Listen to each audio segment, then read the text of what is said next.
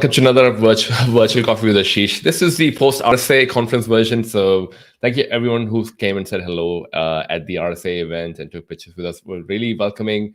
We felt really welcoming and warm feelings from all over the world. So that was really awesome. Thank you.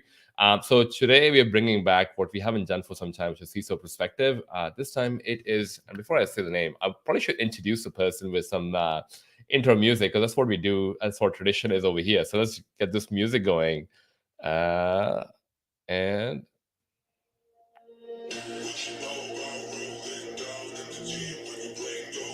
you okay, man? Hey, how's it going, man? How are you? Good, man. I love the vibe. It basically kind of like that. I don't know what the genre. It's not really electronic, but I love the vibe as well of the sound. Absolutely. Yeah. No, you got to get those songs to kind of get you pumped up. So Yeah, happy to be here. totally. Well, we're all pumped up as well. We've got Dutch joining in as well. Hey, Dutch. Thanks for coming in, man. Thank you for coming for my virtual coffee. I appreciate you coming all across from the San Francisco. Cheers. What are you Yeah. having, by the way? Tangerine LaCroix, Breakfast of Champions.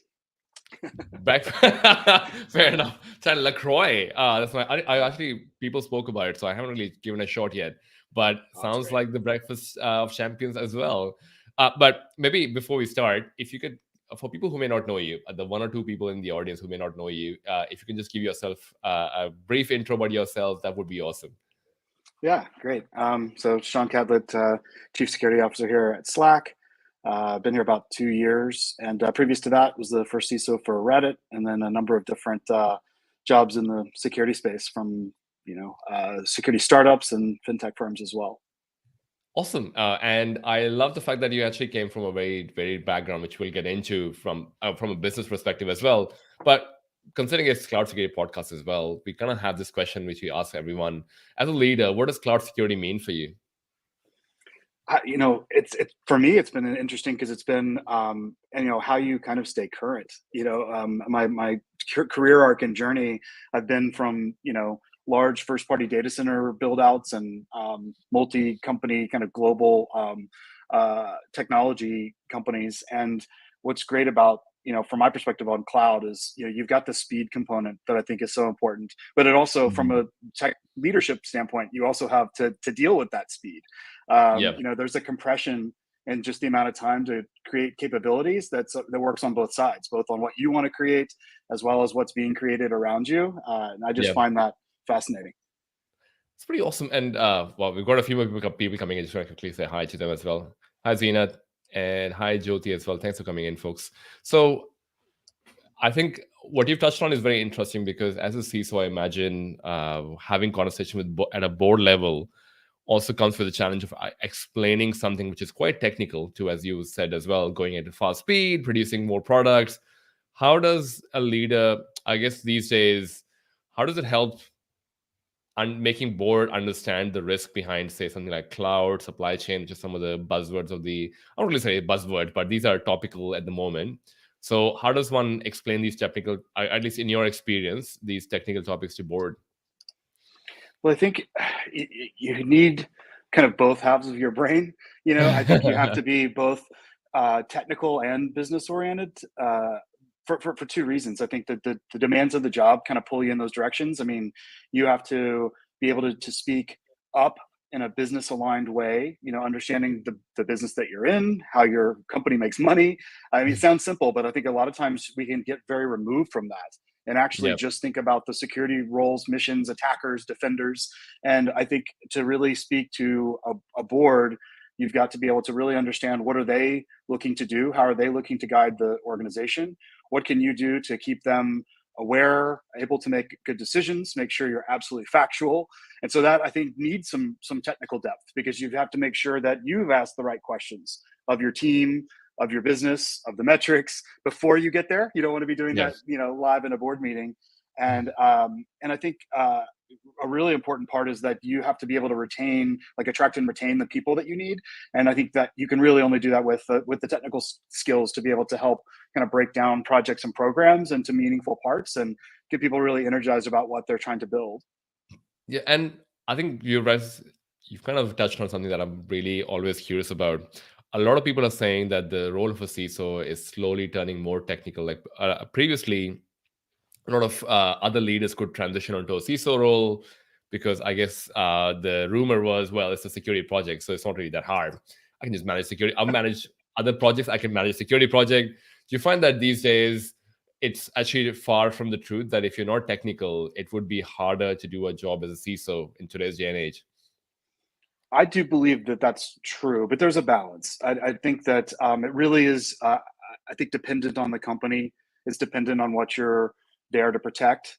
I think that there are definite roles where maybe it's less important, and it's more important to understand the regulatory environment or privacy or something that may be a little bit different than like maybe a deeper technical role. However, I think it can't hurt to have those skills. I think if you balance that with the business skills, and you'll see that a lot. And I get into conversations with executives about how we as a security or, either leadership team or organization or even industry don't explain things well, that we don't actually connect with the business. And so I think, being able to translate those skills is what's going to be really, really important.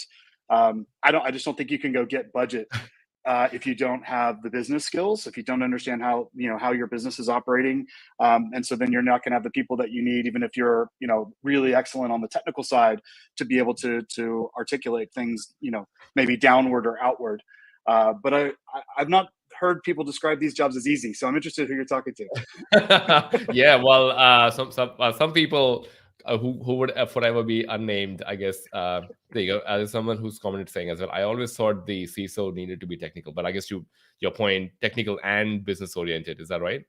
Absolutely. Yeah. I think Yeah. that, at the end of the day, and there's so many different ways to be technical. I think that that's really important to call out. I think that, what I've seen coming out to the Bay Area is a much greater focus on having been or currently being a software engineer as background. All I'm right. a bit different than that. That's actually not my background at all. It's something that I've had to kind of pick up and learn over time. But I think that taking somebody out of that environment and putting them into maybe a large financial services or banking environment or HIPAA compliant like medical devices, they Yeah. might struggle there because they've not seen maybe a broader perspective around those. But there's some things that exist in any business, threat Yeah. detection, vulnerability management, et cetera, that you must be somewhat technical for. Oh yeah, sweet. Hopefully that answers the question, but feel free to keep your comments and thoughts coming in as well on the live chat. So maybe talking about different kinds of businesses, you have sounds like you mentioned Reddit, you mentioned Slack as well. Very different. Like I think I don't know if actually Reddit has a business offering, but sounds like a B2C versus a B2B market. Sure. How different is cybersecurity? And to quote you earlier, about different kind of businesses require different kind of security as well. How different is the B2C security versus a B2B security, I guess? It's funny because I think the B2C environment, they're similar in some veins, but I think one, it's just like the style is very different and how you communicate risk to like your customers. So if you Right. think of communicating, security issues or changes to the way that the product works that may impact their experience, security or privacy in a B2C space, you really have to think like really far in advance, and that's where there's probably like super similarities and analogs, but they're just very different in how they actually operate. So, to give an example from Reddit, to communicate a lot of what we wanted to communicate around misinformation, around the changes that we were going to be making, and the product to improve the way that security and trust and safety and privacy were being rolled out. We created a separate community as you would with Reddit, but it was basically a company specific blog of Reddit security. So we had an avenue to communicate. But if we had not done that, it's extremely challenging of like how do I find the reach to really notify people effectively of changes that are being made?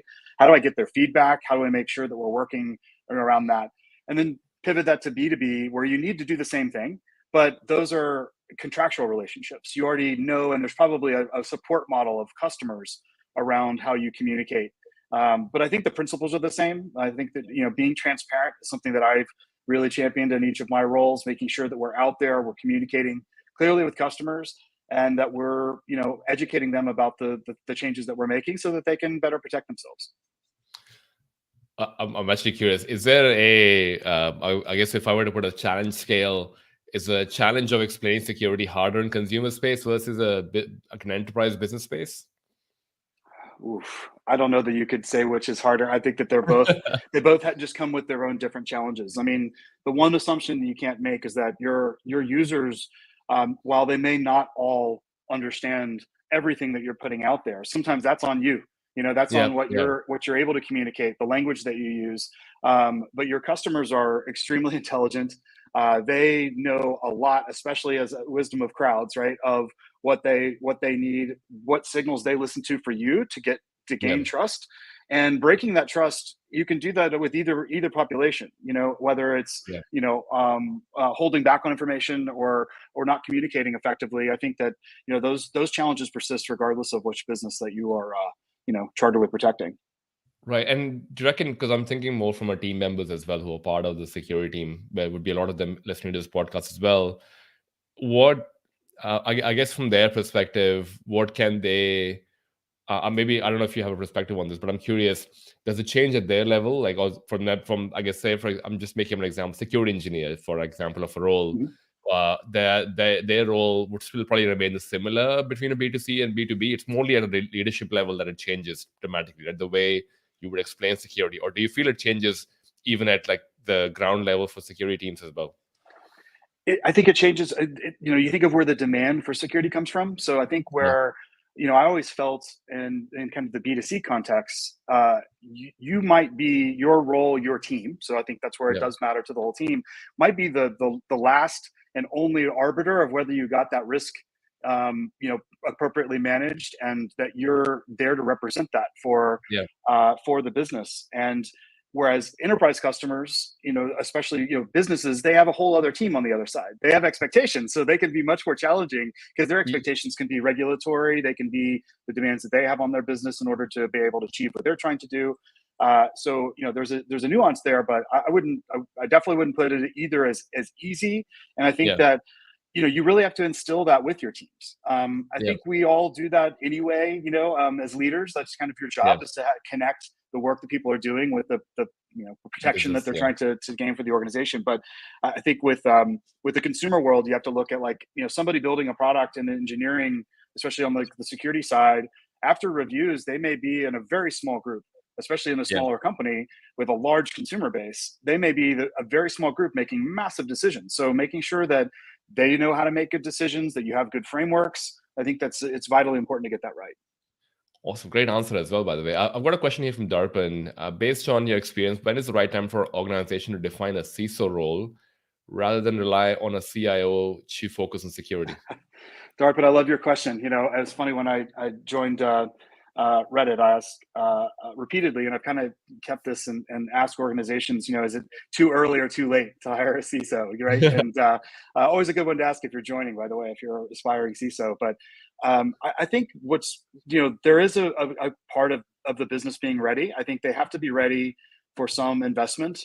I think it's also interesting the way that so many companies now rely on SaaS, and those SaaS products already have some security baked in. And so there's some leverage that can be gained by CIOs maybe extending a bit further than we have in the past, where you had to start building and owning your own solution, and you can't have no security. And so I think that there's leverage, especially if folks who are cloud native or leveraging a lot of SaaS to have that model. However, the CISO role is a particular one where you're, in many ways, just aligning an organization. You may be centralizing, sometimes not, and getting the team, I guess, the company recognition that they need to be thinking about this. I think that's when that role is really, really important. And so sometimes that's really early in the life cycle of a business, and other times it can be much, much later, because it's either like kind of natively built into their product and the way that they think about it, or their executive teams, and maybe just the way that their company is organized. Awesome. Thanks for the answer, and hopefully that answered your question. But feel free to ask another one, Darpan, and others as well, or who are listening into the live stream. So, talking about the different kind of SaaS application that you mentioned as well, like these days, a lot of people have them. A lot of SaaS providers are even trying to provide security features as well. Another kind of almost like a SaaS is, in my mind, are the cloud service providers as well. Now, cloud service providers, they have been, I guess, we all have been using them for a while. And for a long time, there were not that many vulnerabilities that came out for each of the cloud service providers. But so the question around, can we trust the cloud, was usually followed by, hey, when was the last time you heard about a vulnerability in a cloud? But unfortunately or fortunately for them, over the last 7-8 months, there have been a lot of, well, let's just say, a lot more on AWS and some on Azure and some on GCP. There have been vulnerabilities found. Do you feel that the cloud service provider could be doing a bit more to gain trust for leaders? Because I imagine kind of like not just leaders like you and I, but the board is also reading on this. And to us talking about earlier that, hey, we need to explain the business why technical risk is important. Do you feel the cloud service provider have a responsibility of some sort? Or maybe what is your reaction to the whole, I guess, vulnerabilities coming out? And does that question the trust that you have in the cloud service providers? Well, I think there's a few things that this could be any business. I don't know that it's specific to cloud providers, but I think it's just really, really important, in particular for all of them and anybody built on SaaS. I say a lot: transparency is confidence.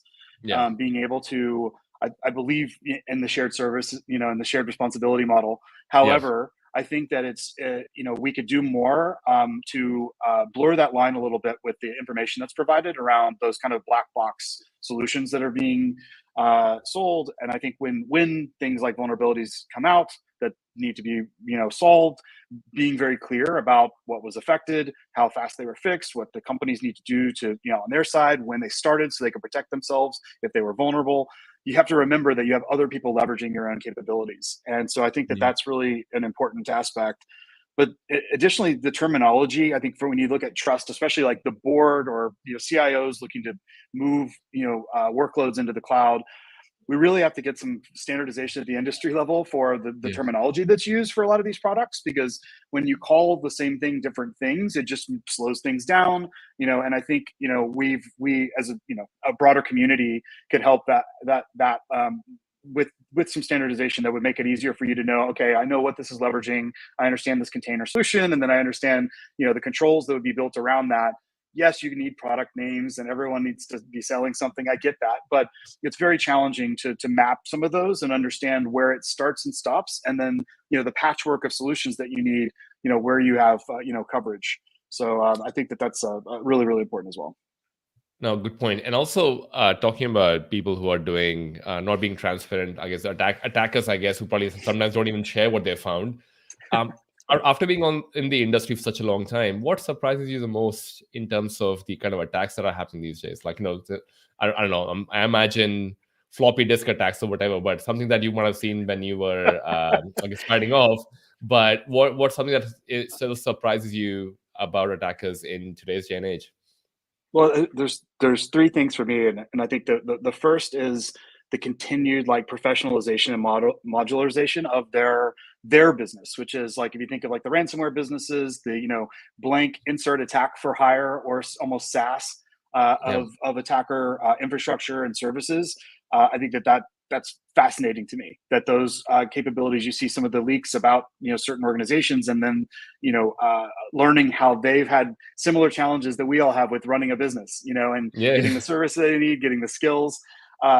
I think that's one side, which is like professionalism. And then on the other side, I think just the continued, every few years, just extremely brash nature of some threat actor that goes and takes down and targets extremely large parts of whether it's tech infrastructure or organizations. And I just again find that fascinating. And then the piece that I've been thinking about lately is, and this is related to something else I hope we get to talk about, but these attackers are able to get trained to such skill levels. And I know the old adages of like, we have to be right every time, and they only have to be right once. But at the end of the day, there's something that they are doing right in how they are able to pass technical knowledge and knowledge of the targets and the things that they're doing in a way that I think is really important for us to think about, like how we grow organically the folks that we train and that we have inside the industry. And so I'm always just intrigued at how they're able to do that at such skill levels.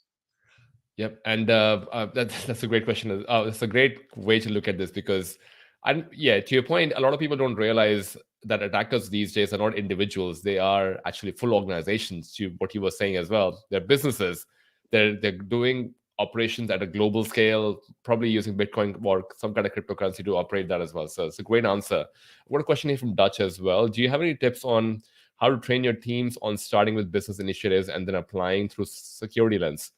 I don't see a lot of engagement at the manager and director level with their peers in sales, operations, HR, legal, marketing, etc. How do we better cultivate that? Thanks, Dutch. One of the things that I learned very early on in my career, and this was actually all the way back to my Bank of America days. I think they did an incredible job in trying to onboard so many people, right? I mean, at that point, I think we were reaching close to 300,000 employees.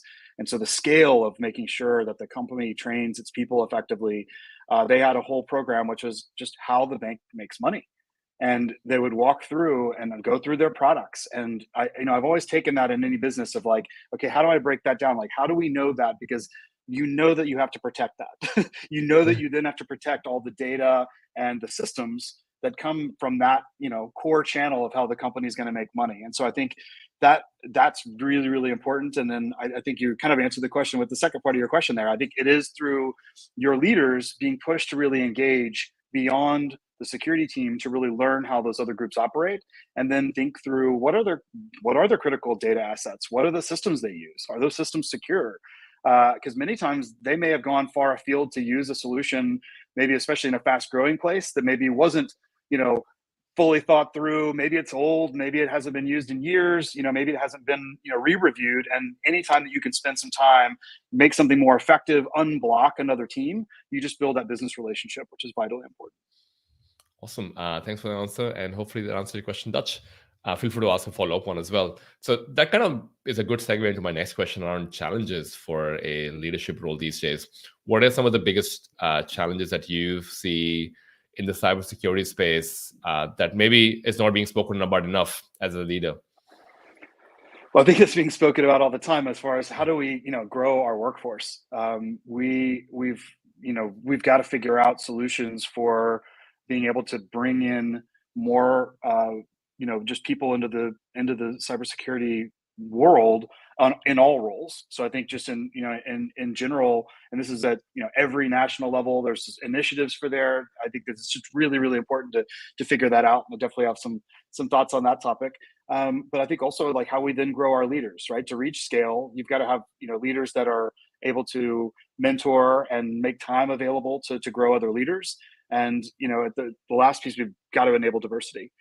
We have to make sure that we continue to challenge ourselves to not be myopic, because I think at the end of the day, when you think of security, it's a very well-rounded problem. You need a well-rounded team to go try to tackle those problems. So it's each of those has their own particular challenges, but I think we've got to do all three. Actually, thoughts on diversity as well, because to one of the themes that came across from BSAT SF and RSA when we were there as well, a lot of conversations around diversity, not just in terms of, I guess, inclusivity and equity, but also in terms of where people were coming from into the cybersecurity space. And do you have some thoughts on that as well? Well, I can speak for myself as I got started. For me, I was a biology major. I then, Right.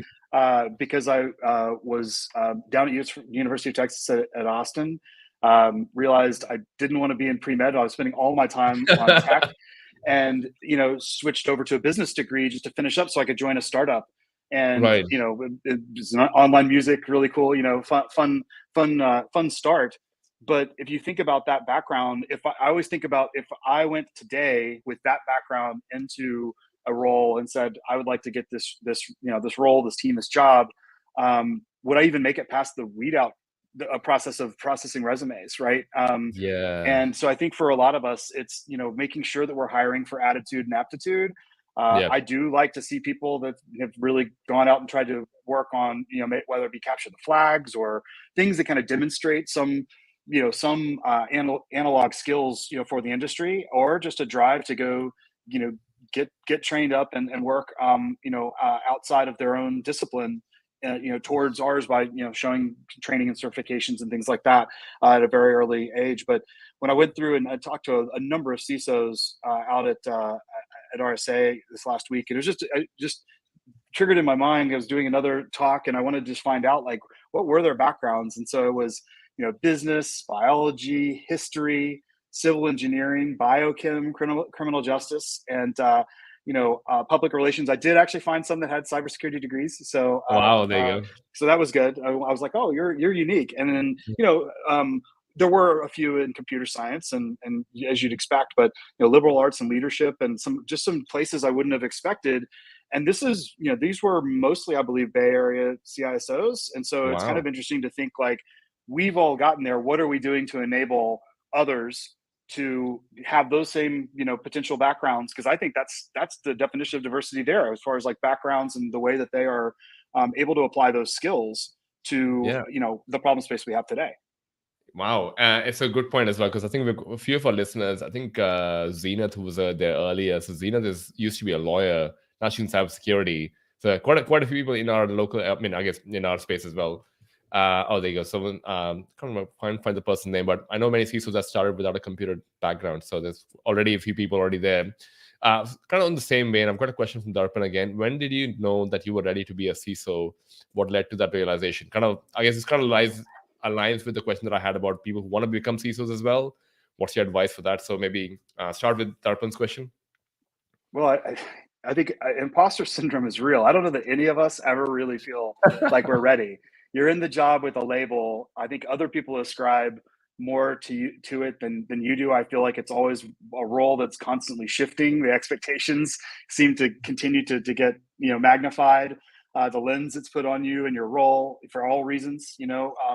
So I don't know that you ever truly feel ready. I think for me, it was I'd come up through leadership roles in threat detection, and when I was able to take a role at a company, and this is why I answered earlier, like it's really company dependent, where it was really important for them to get somebody that had the background and skills and experience that I had to take on that first role, because I was an external hire into a CISO role versus an internal promotion. And so, All right.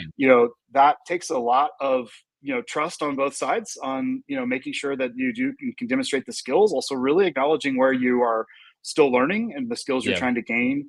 But I think, I'd say the first, time where you feel ready for it, you're probably ready for another job.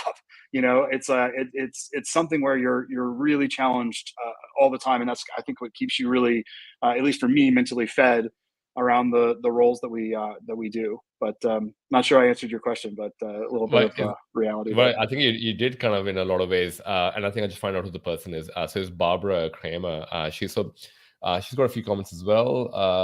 I know many CISOs just started with a computer background. Could be that we are seeing more certification programs coming out. ISA is it's really pushing new training. So it seems like a few ways why people are trying to get into the space as well. But thanks for the comments as well, Barbara. But to come back to Darpan's thing about, I guess, becoming CISO, when do you know? Uh, Having done this for some time, and I'd love to hear your thoughts on, do you think it's easy, the frustration and everything that, because it's almost like you're almost managing an entire business on your own as well. In a lot of ways, it's not something that people may say, oh, I only need to care about HR, I only need to care about marketing, or this is kind of across the entire business, so a lot more Right. demanding, at least in my opinion. So kind of put some scale on some of the, I guess, biggest opportunities as well in this space. Or it's really frustrating. I imagine just the amount of pressure that goes into the role. But do you feel there are opportunities in this space as well that are not yet, I guess, not spoken about, I guess? Yeah, I think we have a lot of folks who they're in those roles, like not to just go get beaten down by all the challenges, right? But we're really still trying to, I think, change the role into what I would say is an effective and actual C-level position, right? I think it's got Yeah. the title, but I think you'll find a lot of times that the title is actually leveled in a different place in the organization, may not have the impact that you would expect as other C-level titles. And so I still think there's a bit to be earned there. But I think that you earn that by being an enabler of the business. And actually, I had another peer of mine who was actually initially hired and works for the CEO of his company. And so you ask that, what's the difference of working for the CEO versus CTO? And his answer is still so impactful for me and I think others, which is, he's helping the business at the point where those business decisions are being made to think through and to carve out where the business is going. versus the, usually second or third order effect of the business has decided a thing, they then decide a technology, and then they come to the security team and they say, hey, can you help make this secure? And so I think shifting the role to be one, we have to be able to be business leaders, to be at that table. You can't just say, hey, I want to be here, I have the title. And we can get into all that with what's happening with SEC and putting people on boards from our industry and things like that. But I think that, it is something that has to be earned to be able to offer that type of advice, which I think just compounds, imposter syndrome across the board, to then be that level of business leader, to be able to translate that across all those functions that you mentioned.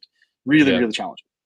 Yeah, I think that's probably the more harder piece, because you kind of have to understand, almost like you're running a business, because you have to understand HR problems, marketing problems, sales problems as well sometimes. So it sounds like a very, to quote you earlier, well-rounded role as well for people who may be listening to this and going, oh, what kind of skills do I require? I think we mentioned about the technical skills, but what about the kind of soft skills that are required for such a role? Because I think we kind of mentioned the technical roles for a cloud supply chain, having a knowledge of that. But are there any other specific skill set that people should kind of have in mind? And I'm going to take a leaf from Darpan's question as well. People who may be listening to this going, oh, I want to be a CISO one day, but I'm really super smart technical person. I've got all this, this whoever this person is, like he or she maybe super gun at like a certification or done sort of things. What are some of the other skill sets that they should think about and are working in that space? Because they might just be working in, say, cloud security at the moment, but they have this their eyes on something like a CISO role. What would your advice be to someone like that? First of all, just recognizing that it's one of the few roles that you have like people actively trying to destroy the things that you create and your job. So welcome, if that's what you're in for. But you don't see that challenge across a lot of the other disciplines. When you think of sales, marketing, it's all metaphorical or business, right? And this is kind of actual.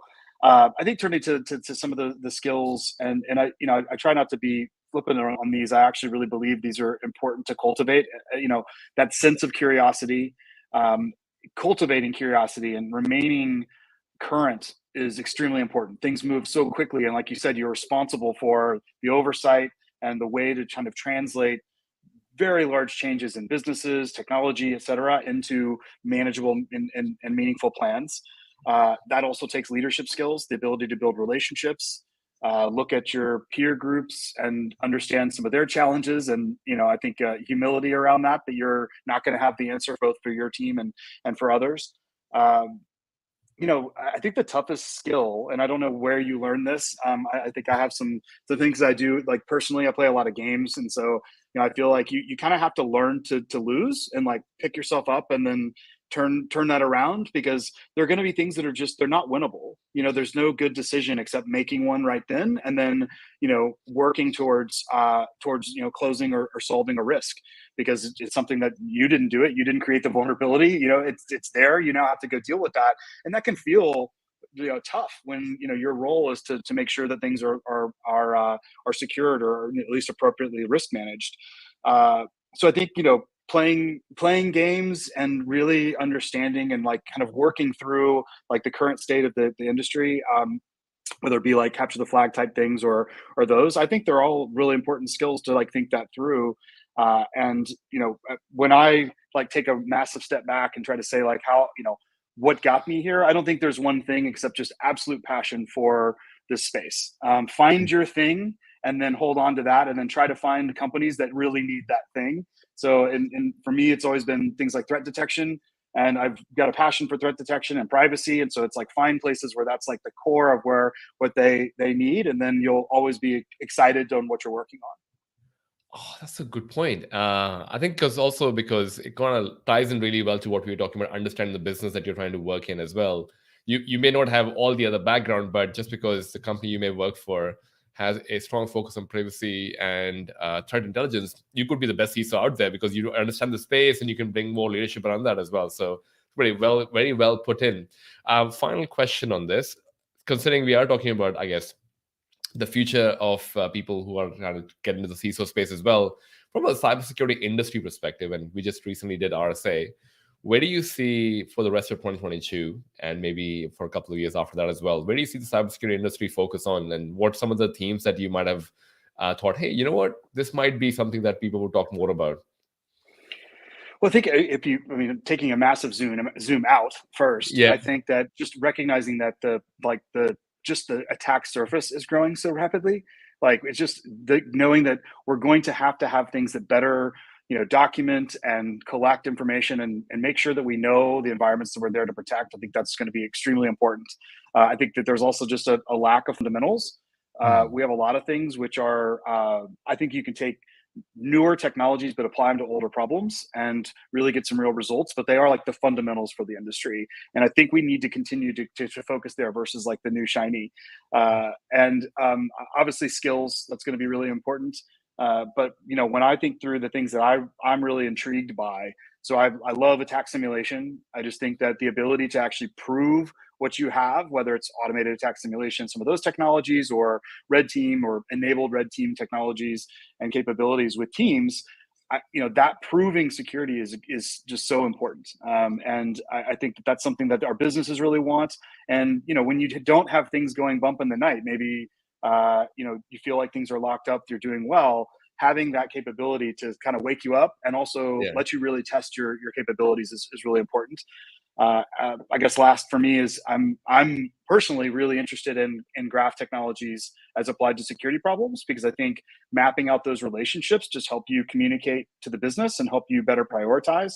But Yeah. there are, definitely, again, now you're getting into shortages of people with like those skills and that are leveraging those skills in the security domain and even like Yeah. products in that space. So I think it's super challenging for us to make sure that we have people with the right skills to achieve what we're trying to do.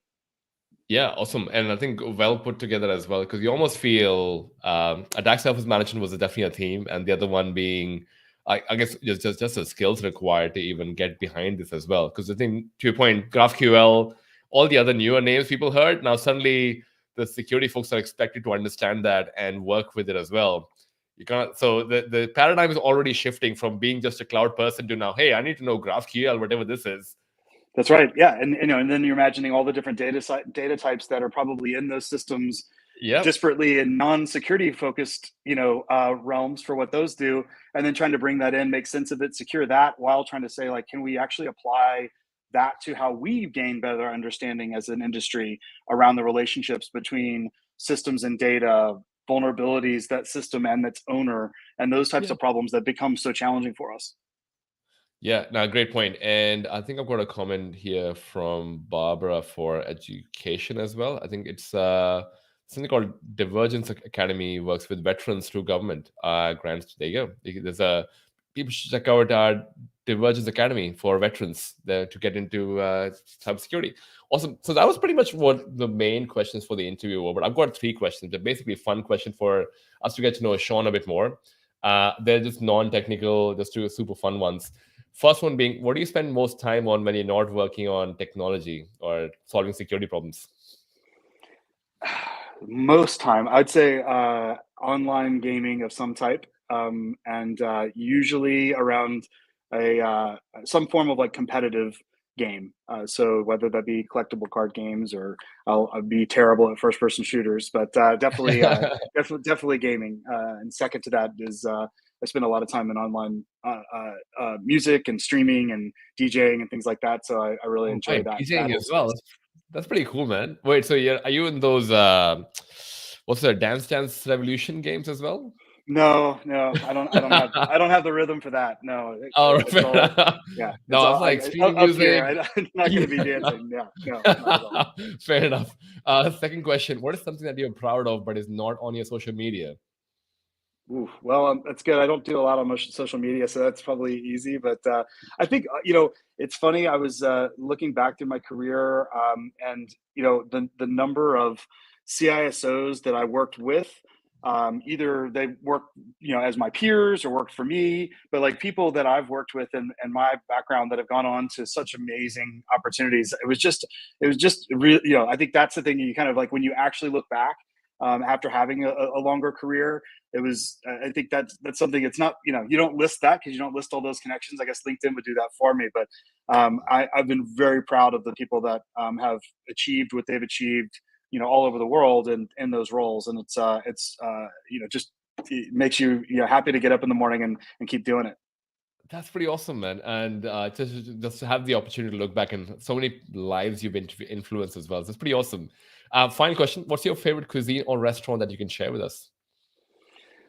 Favorite cuisine? Oh, it's there's I grew up in Dallas, and actually when I went to school, University of Texas at Austin, this place called Pluckers, which is a hot wing place, started around there, and now it's a chain and it's kind of all over. But I like really really hot wings, and so their hot is they've got more, but their hot is a very very hot, and I really love it. And every time I Oh, go back through, I have to hit the hot wings at Pluckers. High recommendation.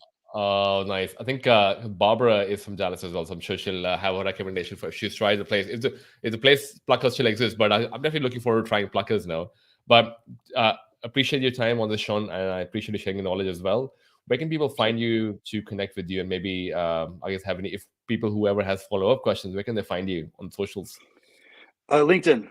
That's going to be the best for me. Generally, don't do much on Twitter, and I've obviously worked at Reddit, so I've used those for more receiving of things. So yeah, I mean, I do. I'm on Twitter. If people want to ping me there, but LinkedIn probably to get your chance at a best response. Awesome. I'll leave that bio in the show notes as well. But thank you so much for this, Sean. I really appreciate this. And I'm glad we got to meet in person as well before we got to do Yeah, this. So that's I great. hope everyone else got to say, well, oh, there you go. Barbara has eaten them. So great wings. The place still does exist. So we definitely need to go hang out there once as well. Pluckers for people who may be listening in for what place it is. But yeah, thanks so much for coming in, man. I really appreciate this. And I'm looking forward to having you again one day as well. Absolutely. No, thank you. Thanks, everyone else. We'll see you on the next weekend's episode. See ya. Peace.